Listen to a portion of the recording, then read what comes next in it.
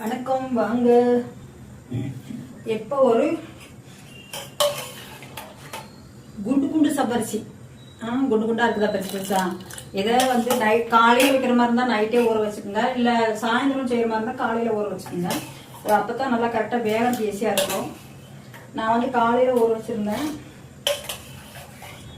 சரி இப்போ செஞ்சிடலாம் அப்படின்ட்டு. சில பேர் இருப்பாங்கல்ல கேட்பாங்க என்னையா இருங்க, தண்ணி கொஞ்சம் எடுத்து தண்ணி கொதிச்சிருச்சு. அந்த ஜவரிசி இது ஊற வச்ச ஜவரிசை தண்ணி கொதிச்சிருச்சு போட்டிருக்கிறேன். அதில் வேகட்டும், கொஞ்ச நேரம் வேகட்டும் பார்ப்போம். அதில் வந்து இந்த ஏலக்காய் போடுறேன். உங்களுக்கு எவ்வளோ தேவைப்பட அது போட்டுக்குங்க. ஏலக்காய் வந்து சும்மா நுணுக்கி போட்டிங்கன்னா அந்த ஸ்மெல் அவ்வளோக்கா கிடைக்காது. இந்த ஜீனி இருக்குல்ல, ஜீனி கூட கொஞ்சம் ஆட் பண்ணி அதை மிக்சியில் அரைச்சிட்டிங்கன்னு வச்சுக்கோங்களேன். இந்த கூட பண்ணி அரைச்சிட்டிங்கன்னா செம்ம ஸ்மெல் நல்லாயிருக்கும். இந்த மாதிரி பவுடர் மாதிரி அரைச்சிக்கோங்க. இது அதில் போட்டால் செம்ம ஸ்மெல் சூப்பராக இருக்கும்.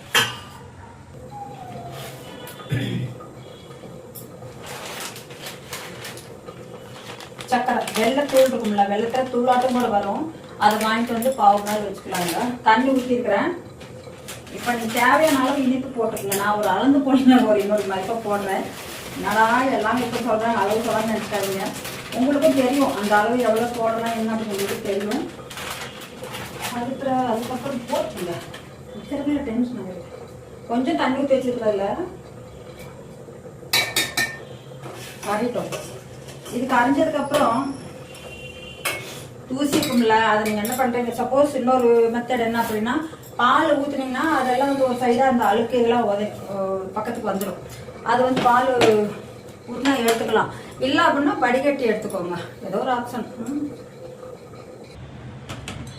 அந்த இதை வெள்ளம் இருக்குல்ல, அதை வடிகட்டிக்கலாம்.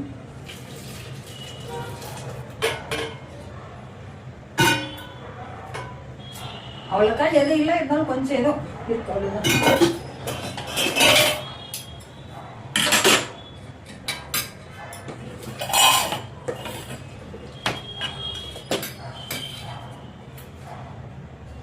இந்த ஏலக்காயும் அந்த சர்க்கரையும் போட்டு அரைச்சல சரிங்க. அதுவும்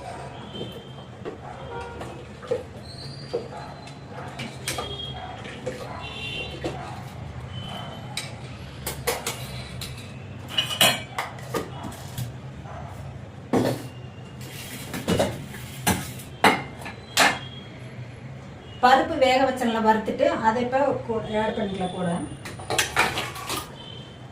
அதை வந்து ஒன்றும் இது பண்ண வேண்டியதில்லை. மிக்சியில் போட்டு அரைக்கிறதோ மற்ற இதில் ஏதாவது பண்ணுறோம் அந்த மாதிரி எதுவும் தேவையில்லை. அது பருப்பாக இருந்துச்சுன்னா அதோட டேஸ்ட் நல்லாயிருக்கும். இந்த பச்சைக்கடலை பருப்புலாம் முழுசு முழுசாக இருக்கும்.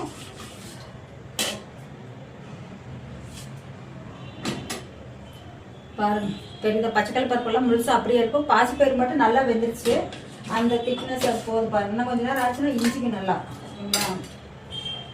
இதில் வடி வந்து பால், தேங்காய் பால், ஒரு டைம் எடுத்த பால். தேங்காய் பால் ஊற்றிட்டு ரொம்ப நேரம்லாம் இது பண்ண மாட்டாங்க. இது அப்படியே இருக்கட்டும், சூடாக இருக்கட்டும். நமக்கு கொஞ்சம் நெய் ஊற்றிக்கலாம்.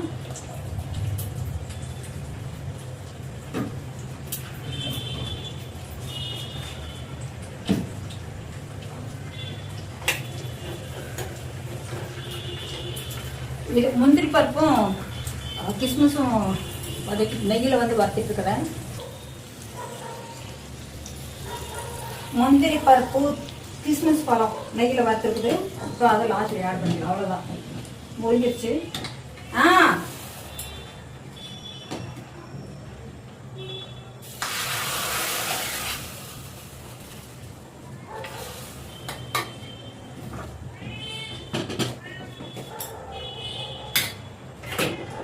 அவ்வளோதான், நிப்பாட்டியாச்சு. நான் என்ன பண்ணும்னா, என்னடா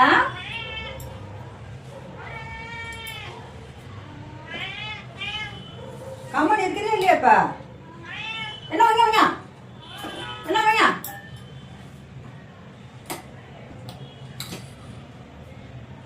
பாருங்க எப்படி வேர்த்துருக்குன்னு. இந்தா பச்சைக்கடலை பருப்பு தெரியுதா, ஜவ்வரிசி, பெரிய ஜவ்வரிசி தெரியுதா, அது கடிச்சு சாப்பிட்றப்ப ஜவ்வரிசி அந்த பருப்பு பச்சைக்கடலை பருப்பு செம்ம டேஸ்டா இருக்கும். அவ்வளவுதான் முடிக்குது. ஹாய், நல்லா இருக்கா இல்லையான்னு சொல்லுங்க, பார்த்துட்டு பண்ணி பார்த்து பாருங்களேன். இது மாதிரி இந்த ஸ்டைல என்ன பருப்பு பாயாசம் வைக்கிறதுனா பருப்பு மட்டும் போடுவாங்க, அதுவும் வறுக்க மாட்டாங்க சில பேர். இதை வறுத்து அது கூடவே இந்த சவ்வரிசி பெரிய பெரிய சவ்வரிசி வாங்கி ஊற வச்சு அதே மிக்ஸ் பண்ணிடுவேன். தேங்காய் பால் ஊற்றிருக்கிறேன், நெய் ஊற்றிருக்கிறேன், வேணுங்கெல்லாம் போட்டு செம்ம டேஸ்டா இருக்கு. நீங்களும் செஞ்சு பாருங்க. நன்றி, வணக்கம், பாய்.